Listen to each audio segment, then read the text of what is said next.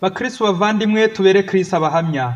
None kuri wa gatandatu tariki 25 Mata 2020 turahimbaza mutagatifu Mariko umwanditsi w'ivanjiri. Isomo rya mbere ryo mu ibara ya mbere ya Petero umutwe wa 5 murongo wa 5 kugeza kwa 14.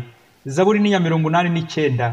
Ivanjiri yanditswe na Mariko umutwe wa 16 murongo wa 15 kugeza kwa 20. Nyagasani Yezu nabane namwe. Amagambo mu ivanjiri ntagatifu uko yanditswe na Mariko. Muri icyo gihe Yezu wazutse abwira aba 11 ati, nimujye mu isi hose mwamamaza inkuru nziza mu biremwa byose. Uzemera akabatizwa azakira, utazemera azacibwa. Dore kandi ibimenyetso bizaranga abazaba bemeye. Mu izina ryanjye bazirukana roho mbi, bazavuga indimi nshya, bazafata inzoka, nibagira kandi icyo banywa cyica ntacyo kizabatwara. Bazaramburira ibiganza ku barwayi bakire. Nuko Nyagasani Yezu amaze kubabwira atyo ajyanwa mu ijuru maze yicara iburyo bw'Imana. Naho baragenda bajya kwigisha hose. Nyagasani yabibafashagamo kandi ijambo ryabo akarikomeresha ibimenyetso byariherekezaga. Iyo ni ivanjiri ntagatifu.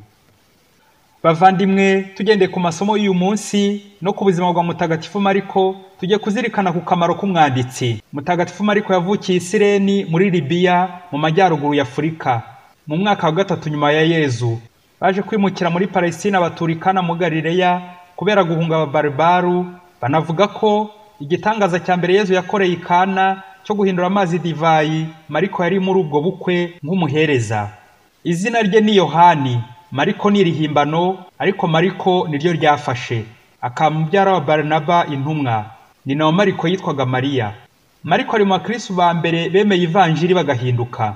Mu banditsi bane b'amavanjiri Matayo, Mariko, Luka na Yohani, nubwo Mariko ku rutonde ari uwa kabiri, ariko abahanga mu gusesengura Bibiliya bemeza ko ari we wanditse mbere y'abandi bose ku mpamvu y'imyaka 2 y'ingenzi mu mateka, umwaka 64 n'umwaka 70. Muri 64 habaye itotezwa ry'abakristo n'umwami Neroni agatwika umujyi wa Roma.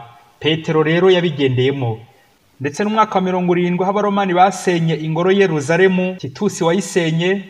Mariko iyi vanjiri ye niyo nto mu zindi zose yayanditse nk'umunyamabanga wa Petero agira ngo akomeze ahumuriza abakristo bari mu itotezwa. Ikaba rigenewe gusoma mu materaniro, byumvikane ko bagombaga kuyifata mu mutwe kubera ubugufi bwayo. Uko biri kose yaba yarayandikiye i Roma nyuma y'umwaka wa 65. Ivanjiri ya Mariko rero yihutira kugaragaza ibikorwa bya Yezu, kuko twanabizirikanye umwisho wayo uyu munsi muri ivanjiri ati, nimujye ku isi hose mwamamaza inkuru nziza. Kwihuta mu butumwa, ibikorwa by'ubutumwa, nuko rero ugakora ugushaka kw'Imana. Mariko ubwe yamamaje inkuru nziza mu Bayahudi no mu Banyaroma b'abapagani, maze arabahindura bembera inkuru nziza.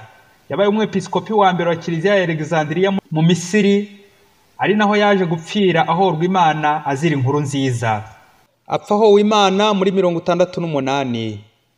Mariko yabaye umwigishwa wa hafi w'inkingi za Kiliziya, Petero na Paulo, ariko by'umwihariko yabaye umwigishwa, umwanditsi, umunyamabanga n'umusemuzi wa Petero. Bafitanye igihango gikomeye na Petero. Niyo mpamvu Petero nawe mugarukaho cyane nk'uko twabyumvise mu isomo rya mbere ry'uyu munsi. Ati, imbaga y'abatowe iri Babiloni irabaramutsa kimwe na Mariko umwana wanjye. Bavandimwe, ubu turi abakristo ba Yezu, ariko ntawe wigeze abona Yezu imbona nkubone. Iyo hatakiza kubaho abanditsi, biragoye ko twari kumenya Yezu. Turashimira Mariko wafashe iya mbere akandika kuri Yezu, inkuru nziza ya Yezu. None natwe twaramumenye. Iyo ushaka kumenya umuntu, usoma inyandiko ze cyangwa ukamwandikaho. Mu nyandiko umwanditsi yishyira ku mugaragaro ukaba wamubona. Zimwe mu ngorane abanditsi bahura nazo habamo urucantege. Bakamucira umugani bati, witonde, plus le singe monte, plus il montre son anis. Uko wishyira ku karubanda ni nako wishyira hanze.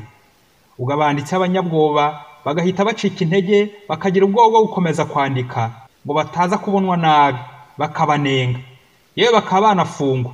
Indi ngorane y'umwanditsi ni ukuba kwandikira abantu bakumva nabi ibyo washakaga kuvuga.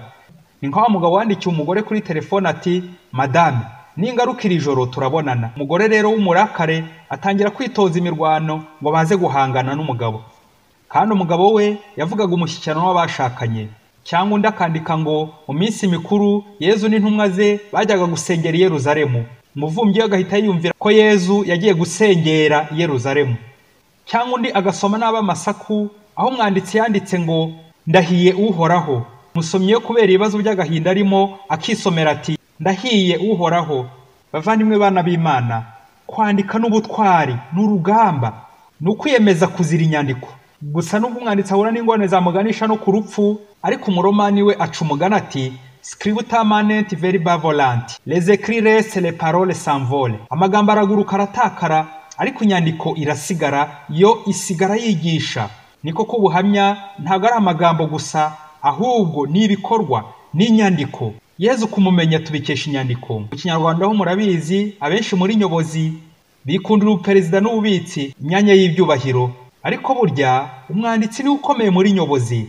Banamwita umunyamabanga, ndetse ahandi bamwita umukarani. Biva ku ijambo ry'ikilatini arcanum socie socre, amabanga akomeye cyane. No mu Cyongereza carry on, gutwara, kubika, gushyitsa, kwikorera.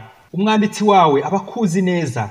Mariko azi neza Petero, azi neza Yezu, azi neza abakristo. Ni koko inyandiko irahindura, n'abatagatifu benshi bagiye bahinduka kubera inyandiko nziza basomye. Hari rero ibintu bitandatu by'ibanze biranga umwanditsi mwiza: gutangaza communication, gushyira ku murongo organisation, gucunga neza igihe gestion du temps, kwizerwa fiabilité, ibanga confidentialité, kuba umugaragu service client. Ikindi gikomeye kuri mutagatifu Mariko niyo mutagatifu umurinzi w'abanditsi bose, ba noteri, abasekreteri, ba greffier. Tumwiyambaza dusabire kwandika neza. Mariko mutagatifu adufasha kutagira ubwoba bwo kwandika. Twandikire bagenzi bacu tubahumuriza, tubakomeza, tubashimira, tubacyaha igihe bakoze nabi. Tugatinyuka tukamamaza inkuru nziza mu mvugo, mu ngero no mu nyandiko, mu ikoranabuhanga n'iterambere. Twandike twamamaza ivanjiri ya Yezu. Padiri Masumbuko Ladislas, murezi mu Seminari nta Mutagatifu Aloyizi, Diyosezi ya Cyangugu.